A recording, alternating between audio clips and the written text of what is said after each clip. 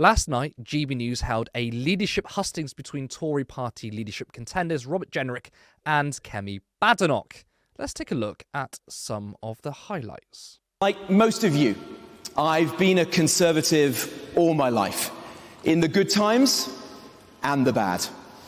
I've always believed that this party is our country's best hope. So we've got to pick ourselves up and dust ourselves down. We've got to end the drama, end the excuses, and just deliver for our country by growing our economy, by fixing our NHS, by strengthening our armed forces. But friends, if we want to do any of those things, if we want to get our party back in business, we've got to begin by delivering on immigration. Immigration is not just another issue amongst many. It is the issue which explains why our party is where it is right now. This is not a general election. We had one of those already, and we lost. This leadership contest is not a test of who can make the biggest promises. It is about character. It is about conviction. We are not in government anymore. It doesn't matter what our policies are right now, we cannot deliver them. We are in opposition, so let's use that time wisely. Let's not make the same mistake that the Labour Party made, making lots of promises, waiting and hanging around until the other side lose. We can see where that's got them. What we need to do is come up with a plan that is based on our principles. Conservative principles, the principles that unite all of us in this room and those watching at home. Freedom, personal responsibility, the importance of family. That's what unites us. That is what is going to get us back into government. When people use the phrase culture wars, this is a dog whistle to try and attack the right. We should not fall for it. We are defending our culture. We are defending our country. This broken system is going to need an engineer to fix it.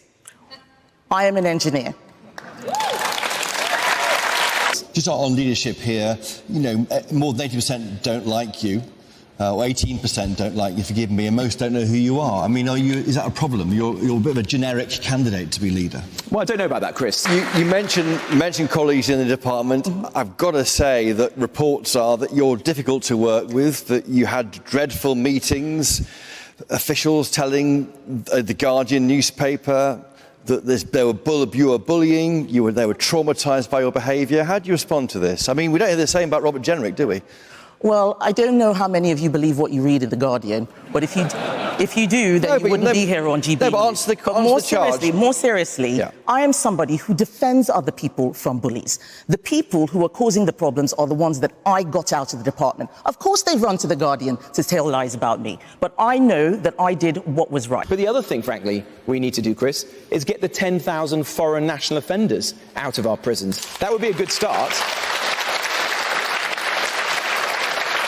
And incidentally, Chris, one of the reasons it's so difficult to do that is because of the European Convention on Human Rights.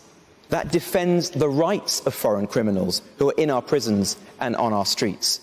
When Winston Churchill thought of the right to a family life, he never thought of the idea of a foreign rapist or murderer having the right to stay in our country rather than being sent back to their home country. So I'm not at all surprised that much of the debate was on immigration. I mean, that was Jenrick's main call. He said it's not one of the issues, it's the issue. I found it quite funny as well from Kemi Badenoch saying when people say culture wars, it's a dog whistle against the political right. I mean, it's maybe if you stopped doing the culture wars, we wouldn't keep bringing it up. Now, for Jenrick, he believes leaving the ECHR is a way of deporting illegal immigrants. But surprisingly, Badenoch actually defended it. So there's much debate about the ECHR and its role and its influence on the UK's ability to enact certain roles and moves. Now, Robert was unequivocal that we should be leaving the ECHR. Do you agree with him, or is there an argument that UK can use its influence to actually, for us to be able to Reform it. Reform it, yes, quite. Thank you. Thank you. So if we need to leave the ECHR in order to control migration, we should leave it. But it is not a silver bullet. It's not even the most radical thing that we can do. Immigration is too high, both legal and illegal. We need to tackle that. It is causing a strain on public services. We're not able to build housing to keep up. It is not fair.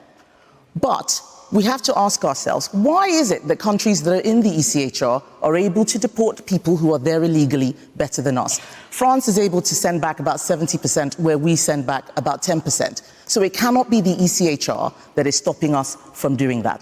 That is why I don't want us rushing out to give promises when we don't have exact reasons for what is happening. The ECHR may be a solution. It is something that I would consider. But if we are going to do that, we're going to have a proper wholesale plan. Leaving the ECHR is not dissimilar to leaving the EU in terms of the consequences. Last time, everybody forgot about Northern Ireland, and then we started playing catch-up. We cannot make that mistake again. The ECHR is something that will impact Northern Ireland if we leave and Ireland is in there. What are the consequences of that? The ECHR and the Human Rights Act are what I use to defend many gender-critical women who are very worried about single-sex spaces. The ECHR has helped us with freedom of religion and belief. If we take it out, we need to make sure that we have something else to replace it. That requires work, not just a promise. Now, I'm not supportive of the views of gender criticals, but she made a point, which is that the ECHR isn't a partisan issue. David, I want to first ask you about Jenrick. He made the debate pretty much solely around immigration. I want to get your thoughts on that and his support for leaving the ECHR. The fact that they've linked these two things is really disturbing in the first place. And I think it's really disingenuous to do it anyway. I did some serious research today in terms of what we're actually talking about in terms of figures. So first of all, you need to think about what the ECHR protects. It protects you from freedom from torture, coercion. It makes sure that you have access to genuine legal protections and fair court cases, right? They want to talk about illegal migration primarily. Obviously, everyone wants to focus on the small boats, okay? In 2023, 1.2 million visas were granted. If you want to think that's a high number, that's fine, but we're also factoring in how many people are coming here on student visas, on tier 2 visas to do shortage jobs and stuff like that. That's a significant proportion. Legal migration, 29,000 people came on small boats. That is 2.5% of migration, okay? Out of that, 3/4 of them end up applying for like refugee status and being granted it. Out of that, sorry, a significant proportion get it granted, a small proportion, as Badenoch mentioned, get deported, right? The ECHR's UK-specific workload is about 2% of the entire set of the ECHR's workload in general. Out of that 2% that's the UK's, 15% of that is to do with legal migration cases. So what we're looking at here is a small number come, a small number are rejected, a small number go to the ECHR. Out of that, a tiny proportion actually get a judgment because the ECHR has a massively high threshold in terms of actually giving out a judgment because you have to prove that your human rights have been violated. So we're talking about an astronomically tiny number of people that will actually get their case heard and sent back to the UK. Do we really want to pull out of a convention that protects these fundamental human rights for this tiny number? Because I don't know about you, I do not. And I think it's insane that the Conservatives are still having this bloody discussion that was decided in the election we just had because Sunak put it front and centre. Now, I mean, Kemi made a point here, which is that, okay, well, there are certain things in the ECHR that we need, and you've just pretty much listed the things we absolutely do need. You know, if we're not in it, Britain can curtail our freedoms as if they don't, you know, already do that. But I find it quite astonishing that why hasn't the British state already done this? You know, it kind of reminds me of the argument with the EU. Many people who said we need to stay in the EU because it protects workers' rights. Okay, that's a good thing, but why don't we protect workers' rights anyway? Why can't we enshrine that in our constitution? So if we were to leave the EU, it's still there.